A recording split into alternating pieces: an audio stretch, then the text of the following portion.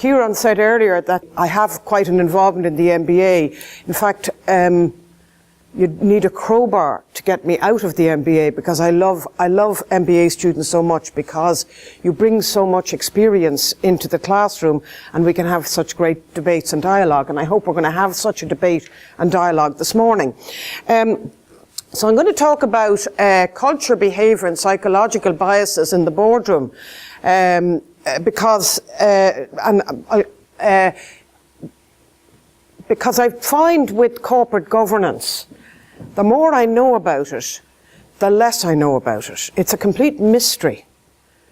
And I suppose the question we have to ask ourselves is, with all of the regulations, all of the reforms, why doesn't it work? Because it doesn't work. So that's really what I'm trying to get at here. Now, just to, as Siobhan said, run the Centre for Corporate Governance in UCD, and we have 3 programs. We have short courses on various topics. We go into boardrooms and speak to boards on topics customised to the client's needs. And then the last product is the Diploma in Corporate Governance, and that's what I call for the addicts. And that's a 2 evenings a week, 4:30 to 7:30, Monday and Tuesday, 2 evenings a week part-time programme. And this is the ad break. The programme starts on Monday. Everybody in this room is qualified and meets the entry requirements. We are open for business, and if you turn up on Monday, you will be accepted with enthusiasm in the class. I'll even give you a big hug if you turn up. One graduate of that programme is in the room, actually, Hilary Coates, if you want to ask her what it was like. But I guarantee you it is a very, very enjoyable and interesting programme, and every participant has got so much out of it. So that's the end of the ad break. Now, my sources for today are the Walker Report following the financial crisis in the UK, and then this report from Lloyd's, which is quite interesting on risk particularly. But I'm going to start off with that beautiful picture. I was lucky enough to be in Japan this summer at a conference. You know, the life of an academic is quite nice, actually, good bit of the time. And you might ask yourself, why am I showing you a picture of Mount Fuji in Japan? And it is because of this book that just come out by Stephen Bloomfield on corporate governance, published by Cambridge University Press. And from the second I opened the book, I knew I was going to love it, because he takes a very critical perspective. And he starts by saying the whole approach to corporate governance is misguided.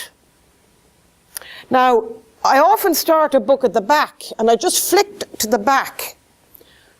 And I knew I was going to love the book, because he spoke about this post-financial crisis idea that somebody had of an MBA oath, where you would get MBA students to sign up to an oath, and that somehow this was going to make the world better. And Mr. Bloomfield made some tart remarks about this notion of an MBA oath. And I have to say, because it had been mooted in the school that we'd get our students to sign up to the MBA oath. We didn't go ahead with that, thank God. But Stephen Bloomfield's tart remarks, I must say, resonated with me, as if somehow getting MBA students to sign up to an oath was somehow going to improve corporate governance. It's so much more complicated than that. So anyway, why have I got Mount Fuji there? Because Stephen Bloomfield uses a wonderful metaphor to describe the problems of governance. He says we approach corporate governance as if it were geography. And this is geography, Mount Fuji. And here is Niamh, the non-executive director on Mount Fuji, engaging in corporate governance from a geological perspective. But as Mr. Bloomfield says, unless we get into the geology, corporate governance is never really going to work properly. How does Niamh know on the geography of Mount Fuji that some volcano is not about to erupt? Because she has no idea what's going on underneath the surface. Does that make sense? Okay, so that then brings us to underneath the surface, and that is the influence of culture. And what do you mean by culture? The way we do things around here. I would say so many organizations have got shed loads of policies, procedures, you name it, and they are not being observed. Niamh, look at our governance. It's wonderful. I don't want to look at your governance. I want to see what's happening on the ground. And then I'll tell you about your governance. But of course, Niamh is the non-executive director. She goes into the organisation. They've got lovely offices.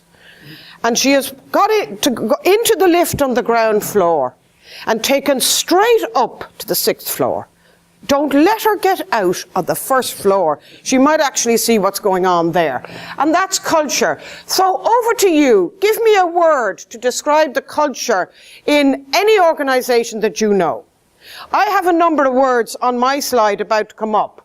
So I'd like you just to use your words. God, you were very chatty earlier on. Don't rock the boat. Okay, that is just absolutely brilliant. Don't rock the boat. The kind of preserving the status quo. And if you rock the boat, by the way, you're an out person. And in very subtle psychological ways, you will be just maneuvered into the out group. That's called in-group, out-group polarization. It goes on all the time. Since I stumbled across the concept, I've noticed it happening so much. Little whispering. And then suddenly, you're the troublemaker. You know, would you let it go? Would you leave it alone?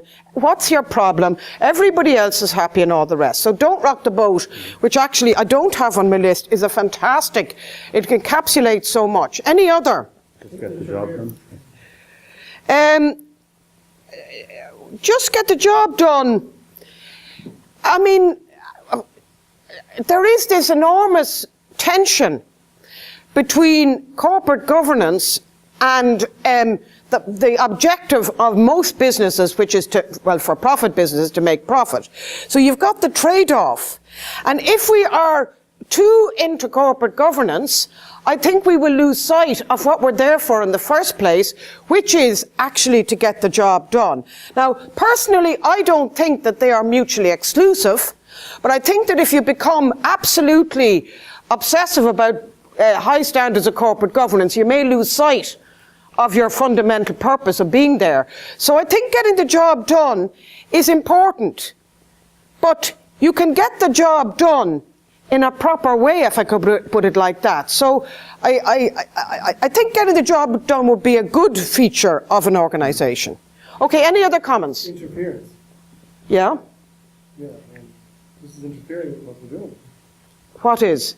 This is corporate governance. Yes. Rules and regulations. Okay, well, interference happens in a number of different ways. The rules and regulations, you know, and the interference of the rules and regulations, in the height of light touch regulation, they were still complaining about the rules and regulations. So I find those complaints to be, I don't find them compelling, if I could put it like that. I also find the resistance to accountability by individuals is something also that I don't find compelling. And I find that groups that are extremely resistant to being held to account, I have the feeling that there's a reason why they don't want to be held to account. Maybe because, maybe just to be they just feel that they should be allowed to do whatever they want, when they want, and all the rest. And I mean, looking again at Hilary, I'm sorry, Hilary, but, you know, where I find that very concerning is in medicine, in the health sector, where, for example, clinicians, like us academics, we have academic freedom. The clinicians have clinical autonomy. Now, with academic freedom in universities, at least we can't kind of kill people. So, you know, I am very nervous about this notion of clinical autonomy, which I understand as an academic, but on the other hand, it does not mean that you should not be held to account for your behaviour. So, let's just, here's the kind, this quote is from an Australian scandal where the judge in his final report was referencing the importance of culture to the scandal that erupted. But there's some words that I've used to describe the influence of culture in an organisation. And don't rock the boat is not there, but I think that just does encapsulate an awful lot. Any other words that you feel really should be there?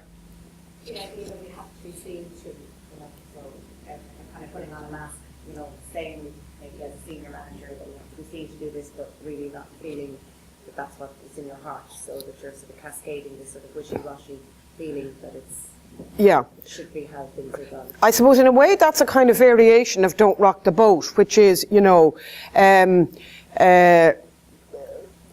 you're reflecting the culture of the organisation, even though in your heart of hearts you mightn't be so happy with it. And that's transparent in a way to maybe some of this board. Well, you're also describing something I'm going to come on to, so we'll park what you said there. Any other words that are missing? Let me...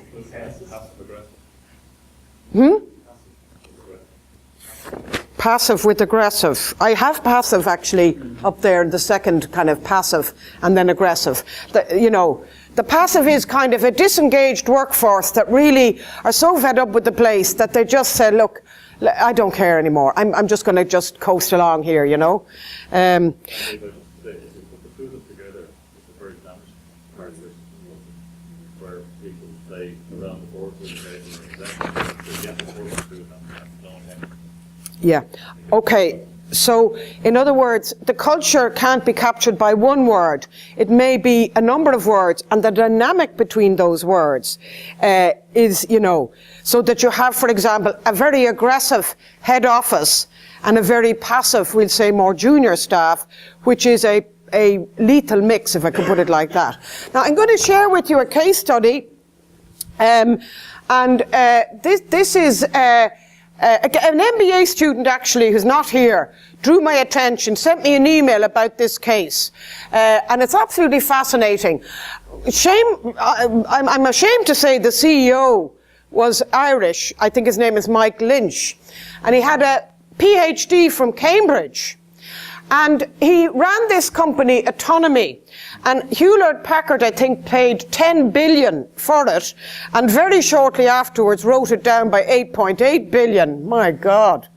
But there was a sign on a door, for example. In an interview, Mike Lynch said that it was a joke. It was like the Anglo tapes type joke, you know, that there was a sign on the door, you know, authorised personnel only.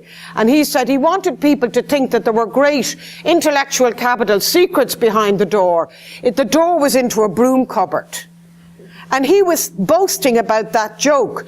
But like, from my maybe perspective, I'm kind of saying that he would just lie and be so deceitful to do something like that. To me, you know, he was just lying.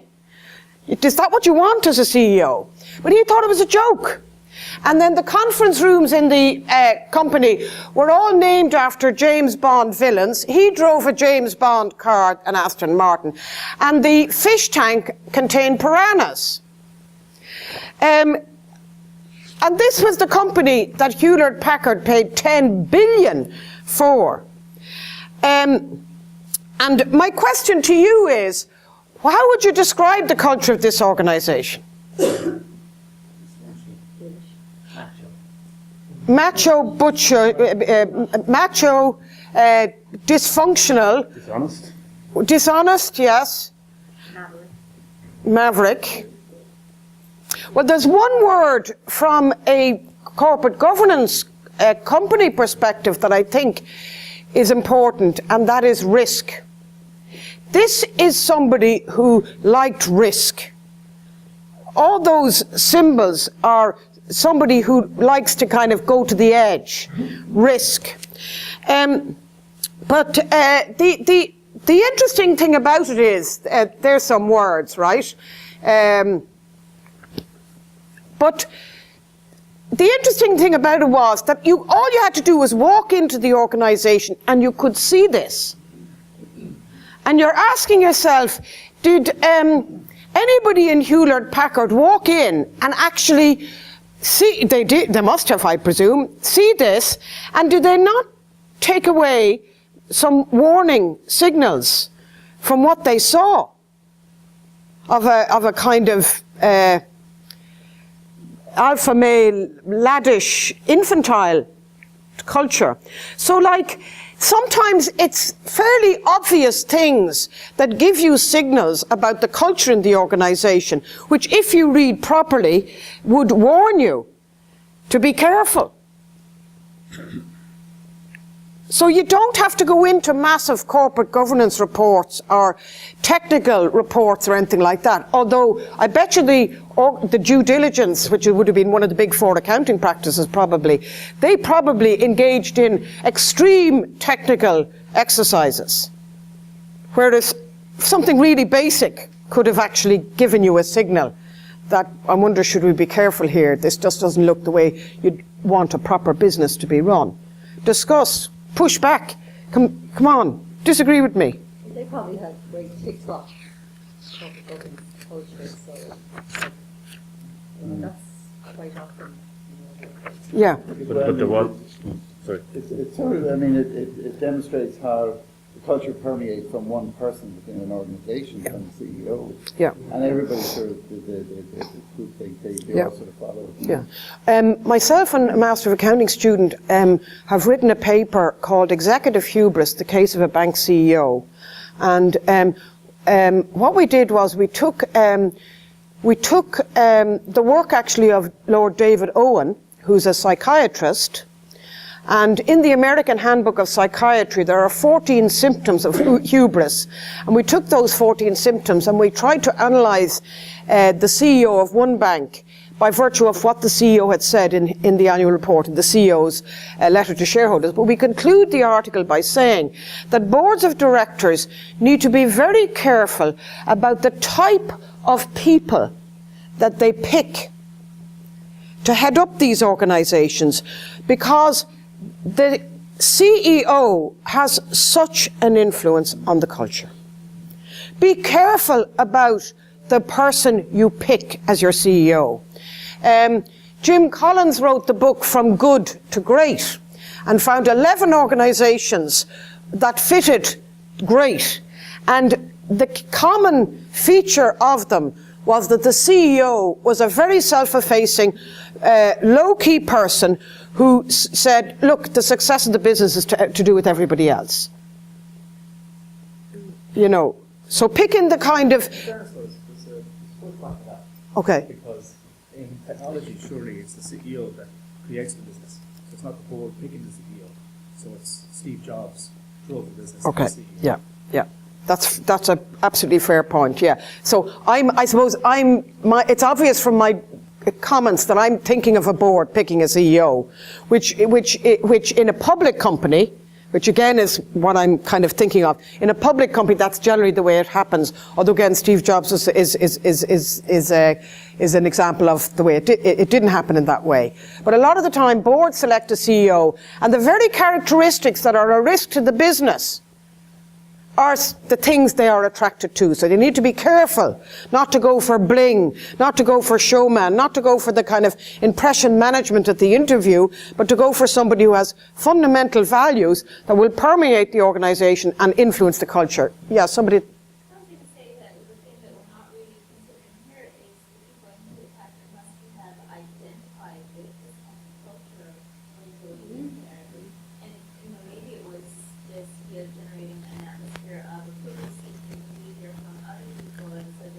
large and but I think also people often go into places and identify with it, and in that Yeah. case, you know, it's actually not clear enough to see animal ways and can afford to write off 800 billion, where they would put something like that on the especially such a factor. Yeah, well, that's a very good point, and that the people that came in from Hewlett Packard probably loved all of that, you know. And now, with the benefit of hindsight, they're saying, "Gosh, you know, all of that was signalling something, and we missed the signals because we were poring over the tick boxing instead of standing back and looking at the signal." Okay, so we talked about. Missing 0 points, and if that company was CIA and the job was to kill people around the world in the mix, I would say that that core of that culture is a perfect fit. What's missing here is purpose.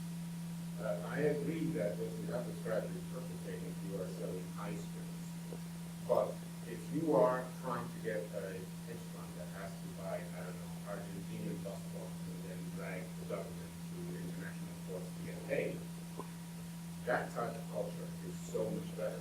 You have to find what is the fit. There is a board and there's a company, and the company and board have to be influenced to each other. Yeah. You're sort of painting on one side all the time. Well, I suppose my fundamental position would be that these organisations take other people's money. And if you're giving your money to other people, be careful who you're giving your money to. And, you know, hedge funds and all the rest, well, they're all part of this culture that I think is problematic and that has us probably in a place where we really shouldn't be. Because it's all duck and dive, you know, high octane type stuff and all the rest. They come out with a lot of money in their back pocket, but it's other people's money that they've taken. So, you know, we've got to go back to the fundamentals, which is you investing in other companies or giving your money to somebody else to steward, and be careful of the character of that person whose money you're giving. So I'm going to move on now from culture to the question of interpersonal relations. So we've talked about the culture of an organisation at the organisational level, and we're now going to bring that down a level to what effect does that have on the individuals and the individual personal behaviour. So here is a range of interpersonal behaviour patterns that may arise and exist in organisations consequent on the culture of the organisation, which mainly comes from the top. So what's missing from that list? What word were you expecting to see that you don't see there?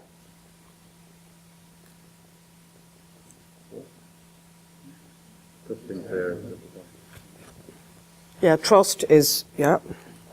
What's more striking about it is you have to have a scale, because as if friendly was somehow, in an organisational sense, a key strength, and say competitiveness was less valuable than that.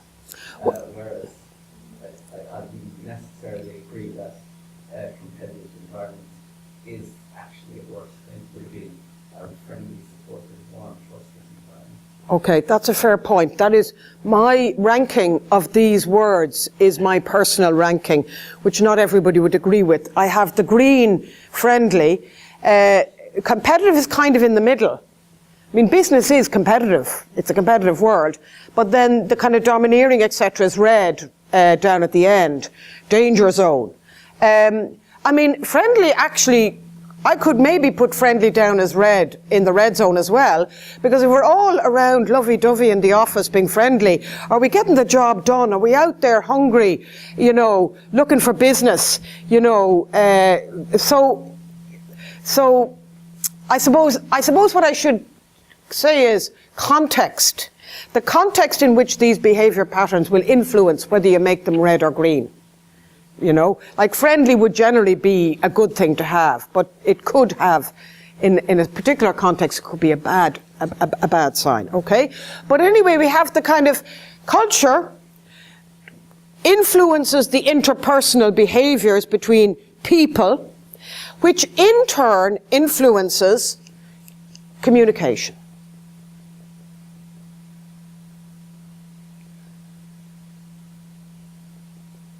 And it's all of that if things go wrong in corporate governance, it's nothing to do with the rules and regulations. It's everything to do with culture, interpersonals, and communication in organisations. And Whistleblowing is red. well, Are you implying it's not necessarily? well, whistleblowing is in red because if your organisation is so dysfunctional and doing such bad things that somebody has to blow the whistle, that is a bad thing. I'm not saying whistleblowing it's of itself bad. I'm saying that somebody has to blow the whistle, probably externally, because there's something really corrupt going on in the organisation first, and secondly, because the organisation has pushed that person into being an out-group or whatever, and is not addressing the corruption, and that person has to whistleblow. So that's why that's red. Now, I'm glad, Michael, that you picked up whistleblowing, because actually I've decided, I've been studying whistleblowing a bit, every listed company must have a whistleblowing policy. Every bank had and has a whistleblowing policy. So how have we got into the mess we're in with the banks when they all had a whistleblowing policy? And I have concluded that whistleblowing does not work. And that it's one of these corporate rituals. Oh, we have a whistleblowing policy. Well, when was the last time anybody blew the whistle? Oh, no, well, I mean, you know, well, it's obvious that it's not working, you know. And I've become kind of interested in silence. I mean, think of your own workplace and think of the behaviour pattern where you know at the meeting that people are not saying anything. In fact, if you're at a meeting where there's a lot of silence, you know you're in an extremely dysfunctional organisation. And then what happens is, and you've probably experienced it, you walk out of the meeting, and as you're walking out of the meeting, mumble, mumble, mumble, mumble, mumble, mumble, and they're now beginning to talk after the meeting. And there's some cultural underpinning to the fact that there is silence at the meeting. It is probably because management cannot handle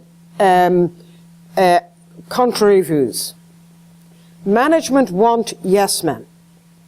They are weak probably, and because they're weak and insecure, they cannot handle somebody saying, well, do you not think we should do X, or do you not think we should do Y? I think you can have people who appear weak, and it's obvious that they're weak, but then you can have CEOs who appear omnipotent and behave in that manner, that they believe they have the only answer to everything. And that's quite difficult. Yeah, yeah. And that's why the selection of the CEO is so critical. The person that you pick for that job is going to be influencing these kind of behaviour issues around the whole organisation. But I think what you said earlier is part of the key about going to the 6th floor. If you as a board pick a CEO and then don't remain in any way connected to the people who work in the organisation, CEO can do that. Well, having been brought to the 6th floor on many occasions, it can be quite difficult to, you know, I mean, boards are managed. And it can be, you have a limited, you've got some control, and and a lot depends on the chairman of the board. I was on a board where the chairman was absolutely fantastic because he was so in your face. But he liked people who were in your face as well, and there was always full and frank discussion. So you'd get your knuckles rapped by the chairman if the chairman thought you'd said something stupid. But the chairman could also handle dissent. So I thought that was a really healthy board because the debate was so full and frank. Whereas I have been on other boards where, you know, it was more a corporate ritual. Every tick box was tick boxed thrice over. But, you know, there was something kind of ritualistic about it, and it was maybe a little bit managed. So it, you know, and again it comes down to social behaviour, social psychology, nothing to do with the rules and regulations. And this is what Stephen Bloomfield is saying, is that the whole approach to corporate governance is misguided. All about the rules and regulations, but that's fundamentally not what the problem. That's not the level at which we should be operating. We should not be operating at geography. We should be operating at geology, getting underneath. Yeah. I think it works both ways. If you say that the board needs to be very careful in terms of who they appoint as an MBA CEO, but also I find that the shareholders can also try to influence the culture through the CEO.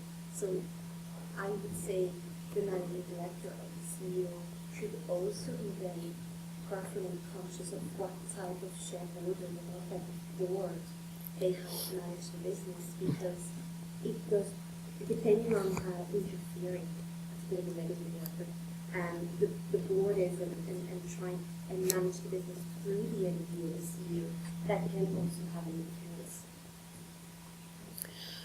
And what you're picking up on, you've now suddenly brought in the shareholders.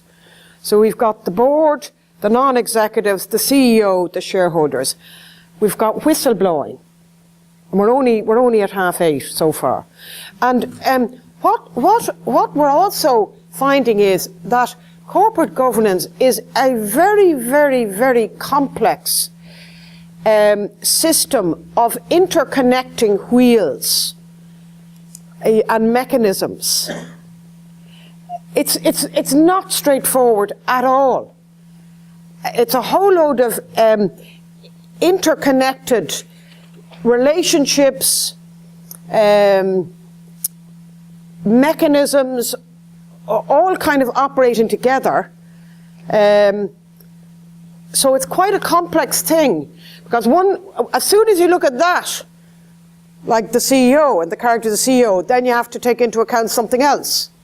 And then as soon as you take that into account, the shareholder, you have to take into account something else. So it's very, very complex. It's not simple. It's not like, let's go up to the regulator's office, let's write a new bill and that'll solve all the problems. No, it doesn't solve all the problems. It just adds to not addressing the fundamental problems, and the regulator may think, I look really good now after all of this. You know, I've brought in more regulations. That's just surface skimming. We've got to get down underneath that. Yeah. Around some CEOs, and some of them could be very effective and good CEOs, where they appoint somebody, you know, close to them in terms of their management team, who is an unspoken whistleblower, who can often, you know, you need to be very politically intuitive on the ground to understand that that's what his role actually is, but he's feeding back all the time, and he's perfectly neutral, and he doesn't form maybe close relationships with anybody else. Is that not an effective appointment? Well, I wouldn't call that whistleblowing. I would have called that somebody who's out gathering information for the CEO, because in fairness to the CEO, on the one hand, you know, you might say the non-executive directors don't really have a good fundamental understanding of what's going on in the business. Actually, it's extremely hard for them to do so. And to be honest, you're bringing in independent non-executive directors to have a fresh view. And if they get too ingrained in the business, they will lose that fresh view. But by having the fresh view, they don't know the detail of what's going on, which is a risk to them personally. But the CEO actually is also at risk as well, especially if they're in a big organisation. How does the CEO, for example, know whether Nick Leeson is down in some engine of the organisation out in Singapore about to collapse the whole thing to nothing? So I think if I was a CEO, I think you would need to have your kind of eyes and ears on the ground. But I would call that more a management tool than a corporate governance tool. It is the CEO needing to know what's going on in the organisation. Now, where I've seen that abused is I've seen the CEO with eyes and ears out all the time, but nothing comes back. It's not a two-way dialogue, and that I think is dysfunctional. So, but anyway, so when things go wrong, it's not the processes and the procedures, but it's the culture that led to how the processes and procedures were addressed or actually non-addressed. And communication is absolutely critical in setting the tone. Now, from your point of view in an organisation as an employee, from my point of view as an organisation, you've got this tension, you know, between, you know, look, I can't fix everything. And if I tried to fix everything, I'm actually going to undermine my own ability to influence change. But on the other hand, you know, I can end up being a bystander. Bystander theory is very interesting. Did you cover that in the MBA? You'll have to come back to the diploma in corporate governance. But bystander theory is, the kind of experiments that have been conducted is that you have one person sitting in a room and they hear somebody crying in pain outside the door. And the other variation of the experiment is you have 3 people sitting in the room and they hear somebody crying outside the door. The person on their own is very significantly more likely, experiment after experiment, to get up and see what's wrong with the person outside the door. The 3 people will do nothing. And that's called, they stand by. That's called bystander theory. And I think that explains boards quite well, because boards operate as a group.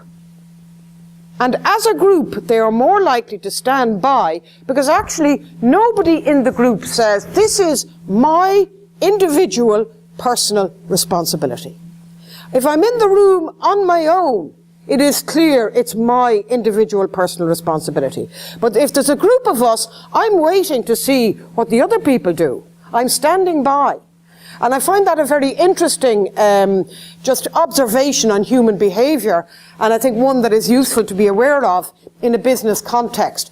But on the other hand, if you have somebody who's all the time driving everybody nuts, trying to change all the imperfections, and there are always going to be imperfections in the business, that person is going to wear themselves out, and is going to wear themselves out with their colleagues as well. So there is some kind of medium, I don't know what it is, but there is a medium between that, you know.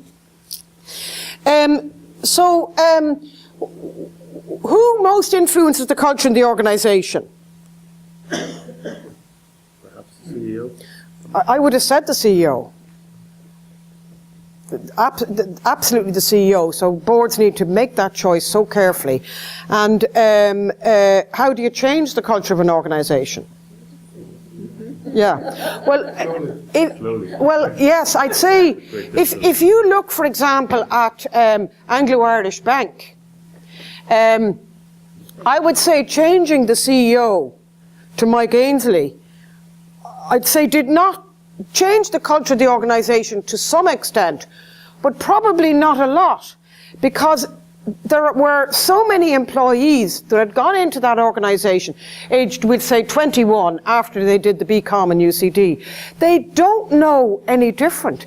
They don't know that this kind of behaviour is actually unacceptable, because they have never experienced any other kind of behaviour. So even if you change the person at the top, it does make a difference, but the idea that the person at the top is suddenly going to deal with the embedded culture deep down in the trenches is a naive expectation. That's why I said perhaps the CEO, because the past history of an organisation has a huge influence on the culture. Yeah. All the things that worked before and all the successes that went and how they got there. Yeah. That, you know, people say, well, that worked before, so that's how we're going to do things around here. Yeah. So just the CEO alone, who comes into an organisation that's 30 years old and has all this past history, has less of an influence maybe on that type of organisation, because it's all embedded, it's already there. So I'd say perhaps the CEO has the influence. If you look at the culture of Ireland, you have to explain it. You have to go back to history. You've got to go back to the fact that we were occupied for many hundreds of years by another nation to understand our way of behaving. So history, I think, is very important. And then, do boards have a role? And yes, they do, both in setting the tone at the top themselves and in the persons that they select as both the CEO and even the senior management team. Now, boards are very prone to psychological behavioural elements. Not only boards, by the way, as we've discussed, employees, people are prone to psychological behaviours. And these are mainly subconscious biases.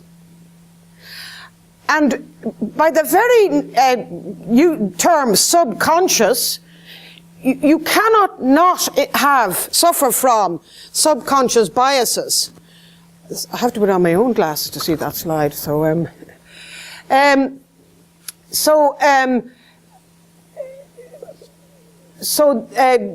Subconscious bias, desires strongly influence behaviour. People suffer from subconscious biases. By virtue of being subconscious, you're not even aware of it. And there's masses of literature on this. Except that if you accept that we suffer from subconscious biases, there are steps we can take that will never get rid of them, but actually can mitigate against the bias. So take, for example, groupthink. How do you stop groupthink?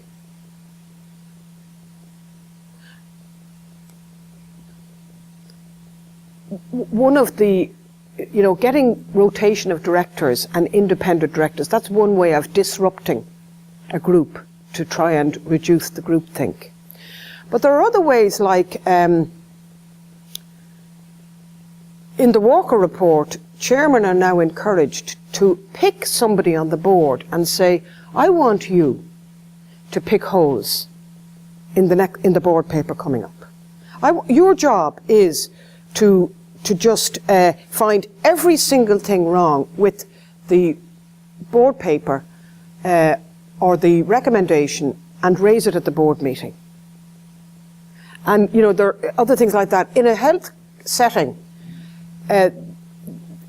they have got a thing called timeouts, where anybody on the team, no matter how junior, can call for a timeout in the middle of an operation to say, hold on a moment, are we absolutely certain we're taking off the correct leg, for example?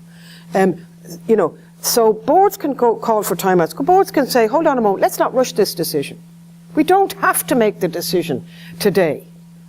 And there's no consensus emerging, so let's come back. So there are ways of countering those social psychological biases.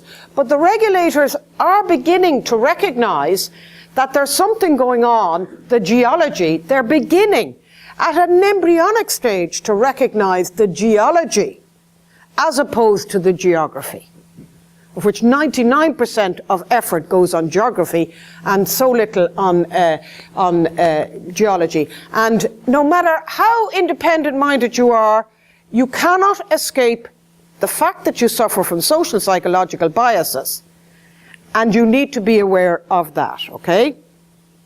If you were on a board, what's the greatest influence if you were on a board? Well, what or who? The chairman.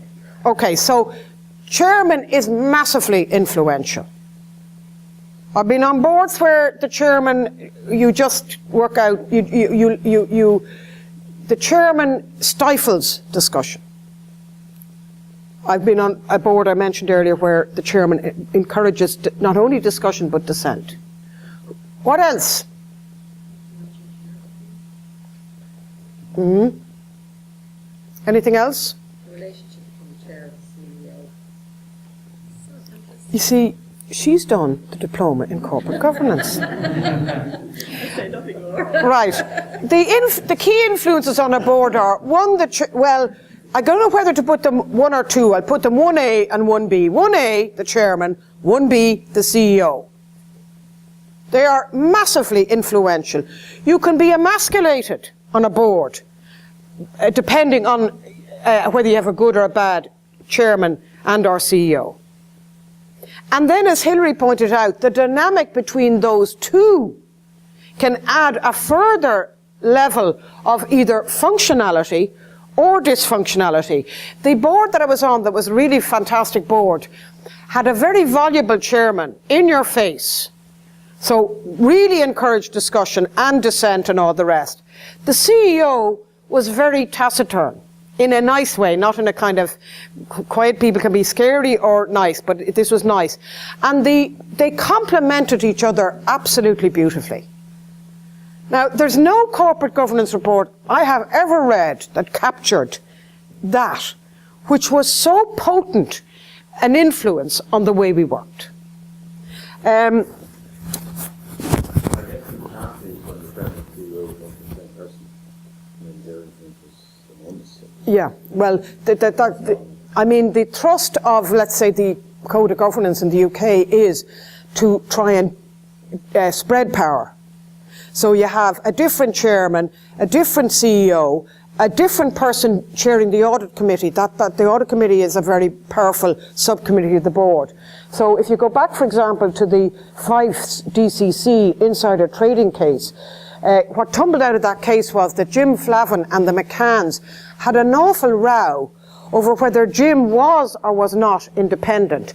Now, Jim wasn't under the independence rules of the Corporate Governance Code, but Jim insisted he was. Why? Because Jim was chairman of the audit committee.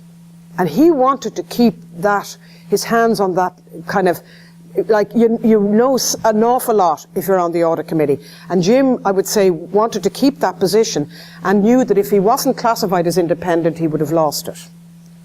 Okay, let me go on now to the next topic, which is board size. What size do you think a board should be? Or why does even board size matter? Too big, there's too many voices and not enough votes in the culture. Too small, then it can crowd. It's not enough variety. Okay, so come on, spit it out. How many? 8, okay, 8. 10. 7. Okay, board size is extremely important, right? And the reason why board size is really important is because of the cognitive limitations of the number of people that you can have an effective relationship with. And if the board is too big, there are too many to deal with, and the objective becomes getting consensus at all costs rather than making the right decision. Because if you have a load of people that you're trying to get to make a decision, getting consensus becomes the imperative. That's why a large board is not good. Now, if you have a small board, one person could wreck it. So you're really dependent on a small board of having a small group of all well-functioning type people. David Yermak from the Stern School in New York University did a piece of research. It's enormously cited, published in 1996. And he came up with the magic number. And the magic number is 11 for the ideal board size. If the board also is too big, you have free riding. It is quite extraordinary. It happens so often, it's unbelievable, that you go to board meeting after board meeting and blogs never utters one word from the beginning of the meeting to the end. It is quite unbelievable how much that happens, and also how much it happens that you don't think that the people at the board haven't read the papers. Then the other thing is dislocation. That if you have a big number of people, this is a variant of the bystander theory. If you have a large number of people, the group can feel disconnected, dislocated from the thing, because there's so many that you're just you're mentally you can just tune out. In that way, and then groupthink we've mentioned. Now, in the academic research, did you ever do in the MBA resource dependency theory? And I'm going to finish now. This is my last point, and I'm only about a third the way through. But did you ever hear of resource dependency theory? You have to do the diploma in corporate governance. But one role of a board is considered to be obtaining resources for the organisation. Give me an example of an organisation where the composition of the board is entirely dictated by that objective to obtain resources. What about a charity? So, a charity. Who gets onto a charity? I was on a not-for-profit board, and one of the board members said that, you know, everybody on the board, or the people on the board, are there cash, clout, and connections. And I'm saying, what am I doing here? But anyway, but the cash particularly. So on a charity board, the board members are selected by reference to the dependency of the organisation on getting resources. And you're going to pick people that you think are going to bring cash resources into the charity. And very interestingly, and this is going to be my last slide, very, very interestingly, the Walker Report absolutely drives a coach and four through that and says that is not the role of a board. And he says that the argument that you should have a large board, because the more on the board, the more resources they're going to bring in, he says that is not an acceptable approach to the composition and size of a board. So there are just a few thoughts on, you know, the kind of psychological and behavioural, the geology in the boardroom, which I think is significantly more powerful, more potent an influence on boards and how they on good boards, and then equally explain bad boards. And I think we should look more and more at that element and less at the geography, which is the rules and regulations. Anybody else want to chip in? Any other comment here? Yeah.